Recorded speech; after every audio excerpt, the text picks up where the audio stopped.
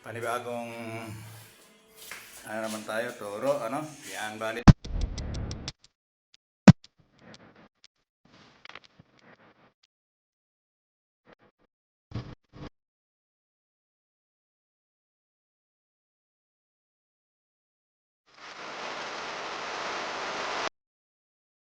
Tayo ay mayroon tayo ditong butas na BBC na number 3. No?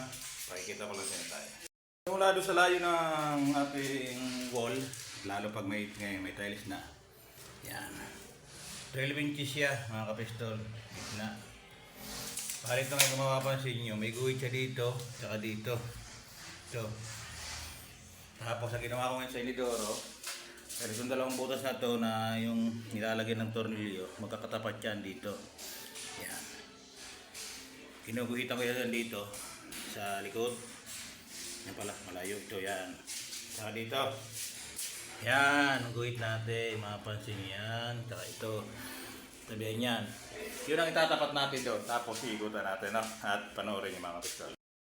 Isusukot na natin para maikutan natin ang guhit at doon natin lalagay ngayon yung simentong ilalagay natin sa adhesive niya. Kasi Okay. ito, tapos nilalagay yung sisig. Oh, sige. May isa pa palang nakatago Na, sisig. meron pa. Oo, sa likod, buti nakapita ko.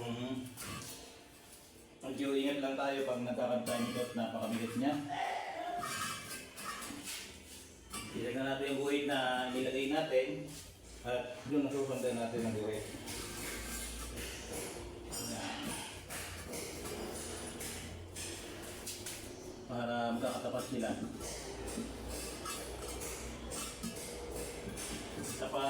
Tapat na tapat mismo doon sa butas ng PVC at saka yung butas ng bowl. Guhitan natin siya ng ganito. Para alam natin kung saan natin lalagay niya yung kanyang cemento adhesive para hindi tayo masyadong maaksaya. Yan. Ito niya, binulugan ko na siya. Nakikita nyo ang guhit niya, guhit ko dito sa tiles. Tinapat ko sa guhit na yun. Saka ganon din sa kabila. Yan ang guhit niya. Tapat. Tapos yung kabila dito, yung medyo madilim. Yan, nakatapat din yan. Tapos ginuhitan mo siya ng pag ganito. Yan. Bali mangyari kasi nito, dalawang inidoro siya. Baka magtatawa kung baka walang harang siya. Magkakaroon siya dito ng harang na aluminum. Tapos may kanya-kanya silang pintuan at panara para in case may sumabay na maggamit, hindi sila magkakailangan. No? Natin, kung mapapansin nyo siya, may nakabilog na siya. Nahugis ng ilalim ng inidoro niya. Bali dito natin ilalagay yung simento tsaka doon. Tapos lalagyan natin ang level bar para flat na flat yung pag-uupo ng ating mga gagamit ng CR. Ito siya, yung mapapansin. Mas mataas ito dahil yung gitna ng nasa bukanan nito ay butas. Tapos meron tayong handang isang timbang tubig dahil hindi natin maiwasan na yung bang simento ay papasok doon sa butas para mabuhusan natin kasi hindi sila makatigas. Okay. Patuloy natin ni Doro para mahirap lang kumama. Pero atin naman kami ito nung kasama namin pag nabasag ko. Tatama lang natin doon sa guhit na nilagay natin. Pasuyo ako ng level bar. Hindi natin baka hindi pantay lumabas. Ang dumi.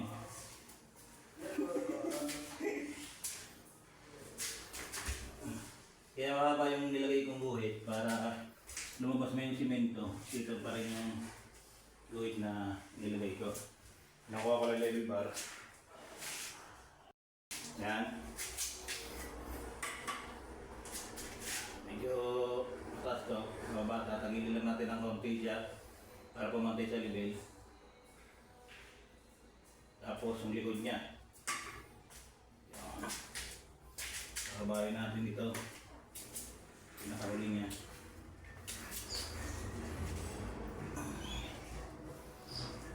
Balikan niya lang pagkakabit mga pistol ng inidoro lang sa ganitong residential. Ano pala?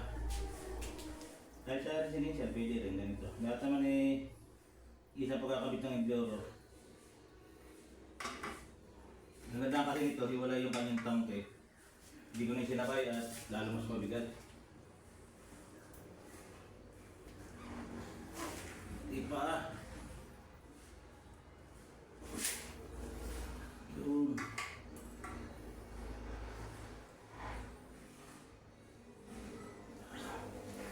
Natawag sa telebilan, gagawin natin ay bubuhusan natin ng tubig.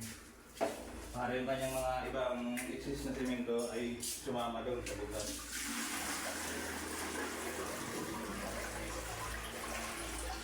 Diba? Yun o, lagok-lok na eh. Isa pang timbang kukunin natin para sure na sure tayo na talagang walang sumamang semento doon sa, sa butas. Yan.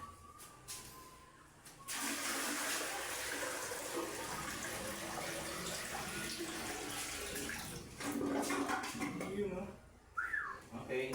Tawag kapit natin yung kabila. Mamaya natin ilibig siya pag napiyot-piyot na siya. Ito ang kabilang side naman.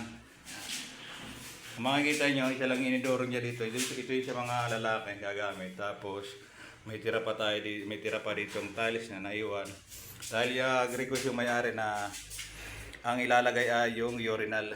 Bali, lilipat pa yung linya na yun ng tubig, pupunta dito. Tapos yung PVC niyan litres, naglagay ngayon ng PVC dito para do sa labasan sa tubig do sa urinal. Pero ikakabit lang natin dito ay inidoro. Ating pangalawang inidoro na ikakabit. Yan.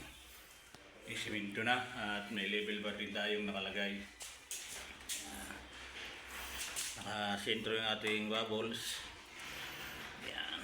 Bubuhusan lang natin ng tubig para sok na sok ngayon doon sa loob. Ako lang ang kasama ng tubig. Kabit ng inidoro, simple lang naman siya sa mga veterano na dyan. Shoutout sa inyo. Sa mga, kaya ako nagtuturo ng ganito, yung sa mga hindi pa nakakaranas magkabit ng inidoro, lalo pag sa mga baguhan natin kasama sa larangan ng construction. Para kahit konti may makuha man lang silang kalaman para dun sa akin pagtuturo. Malay nyo, matuto kayo na nakapanood kayo ng video ko. Shoutout nga pala sa ating mga bagong subscriber. Kasi kung hindi pa po nakapag-subscribe, please subscribe at sabahan nyo na rin po ng pag-share. Tatay bubuhusan na ng isang timba muna.